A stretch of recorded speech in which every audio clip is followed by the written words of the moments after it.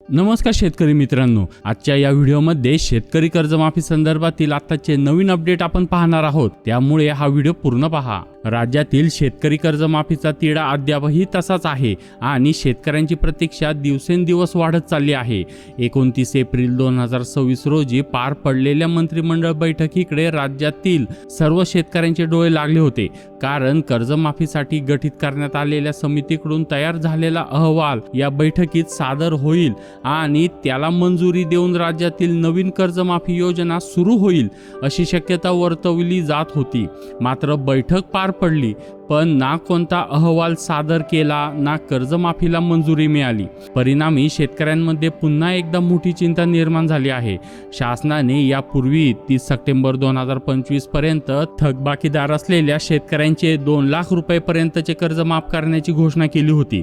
तसेच नियमितपणे कर्ज फेड करणाऱ्या शेतकऱ्यांना 50,000 रुपयाचे प्रोत्साहनपर अनुदान देण्याचेही जाहीर केले होते। या सर्वावर समितीने अभ्यास करून आपला अहवाल तयार केला आहे। पण आता महत्त्वाचा मुद्दा असा आहे की राज्यातील विविध शेतकरी संघटना, मग ते बच्चू कडू असो किंवा किसान सभा, तसेच विविध लोकप्रतिनिधी हे मागणी करत आहे की 2025 मध्ये ज्यांनी कर्ज घेतले आहे आणि ज्यांचे नुकसान झाले आहे त्या शेतकऱ्यांनाही कर्जमाफी योजनेत समाविष्ट करावे। 2025 मधील कर्ज ही ना नियमित या निकषात बसतात ना थकबाकीदार या श्रेणीत मोडतात। त्यामुळे सध्याच्या निकषानुसार हे शेतकरी दोन्ही योजनेपासून वंचित राहणार आहेत आणि याच कारणामुळे या नुकसानग्रस्त शेतकऱ्यांचा समावेश योजनेत करावा अशी सातत्याने मागणी होत आहे।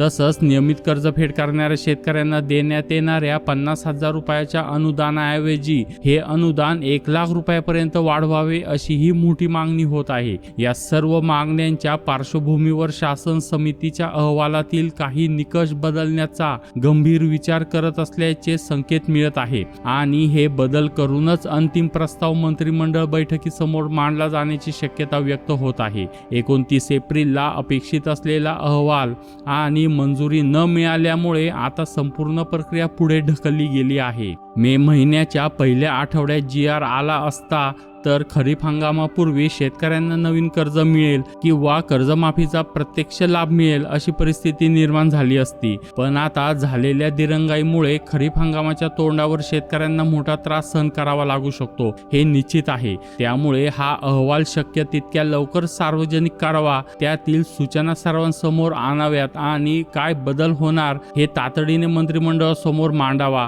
ही शेतकऱ्यांची प्रमुख मागणी आहे।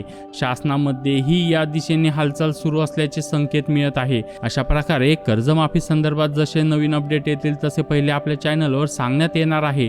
त्यामुळे अजून तुम्ही या चॅनलवर नवीन असाल तर आता चॅनलला सबस्क्राईब करा आणि बेल आयकॉन क्लिक करा। धन्यवाद।